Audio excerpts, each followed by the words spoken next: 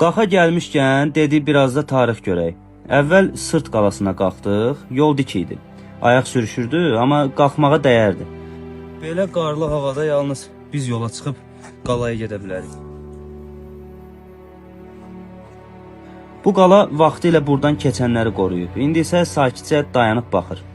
Qar yağır, duman düşür, elə bil keçmiş gizlənir. Havanın yüngül, dumanlı olması bəs eləyir ki, bu qalanı görünməz, tamamilə görünməz eləsin. Bu da stratejik olaraq ən gözəl bir şeydir məncə.